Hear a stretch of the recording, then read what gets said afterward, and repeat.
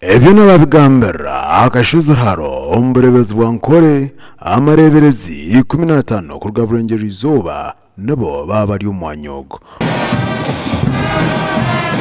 President Yoweri Kaguta Museveni yajokiza Deputy Speaker Thomas Tayebwa abareberezi obebembirimo omurebezi wankole diocese bagamba eborokerire abareberezi 45 n'abakazi babo nabo bamazirebero bina omberebezi bwankore bakano bwenje afukwatene byentunguka ombureberezi bwabo hamwe na hamukristayo siyona berakasu agafuye magara abuko cyo kuzumura icyo kushirayo namagara gataho utagira gumisiraza nabaza kutera nabaza kotera kugira ngo nibike gumisiraza. Is now my singular honor to introduce to you our new chairman of the Fellowship of Bishops, Anglican Bishops of Western Uganda, the Right Reverend Associate Professor and Mama Dr. Alice Mwesigwa. Ombutumwa wa President Yoweri Kaguta Museveni yasime kanisa abo musingi gwentunguka gwerine leta omwihanga. The church has been a central pillar in shaping our society through education, health, moral instruction, and community organization. President Museveni, church house imwe abakristayo mukabire mutine church house. Yahendera arakugama na plan y'ubururu bw'enkumibera 26. Tutiro mechanisms ezo kugira ngo akarura karije kabakarya karu kamazima kabakarya karu kibori.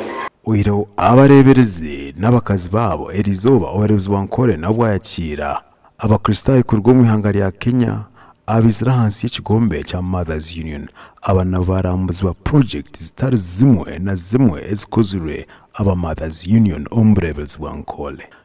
We came to visit Ankore Diocese. We came in yesterday in the morning and we were glad to be received warmly. We attended the service this morning. That was very lively, very accommodating, and so far we thank God for the warm welcome from the Mothers Union President and her team. Oktaya isaba jenyi bokorga omuri Kenya twashemererwa mnonga n'aba Mothers Union binenana aba Reverend n'abantu bingi bargoma diaconaries ibiri bija kutayayira twashemererwa mnonga kandi izoberwe twatwine ba bishops kurwa mu Western Region so kwatansana nitwe omukoro mhango twatwine twazo mu district y'Isingiro abebembeze kurwa mu makanisa gatakushana n'ekereziya abarkwegitira omukago gumwe na mnonga cyayikumbi kwatinabombeka basimwa oksimuku kwahebwayo Father Alex Mugasha amkorgo kurundana sente zabombeka abukereziya ya Christ the King Town Council y'Isingiro. Ekintu cyomwe b'abanyakatoliki n'abakristayo kitwire kirya agenda yitu y'amakereziya n'amakanisa ikinayeta ecumenism. Amaramizo 18 agaramo amakereziya n'amakanisa n'ingoga yegita okushemeza omukoro gwerizoba. Pata ya miliyoni.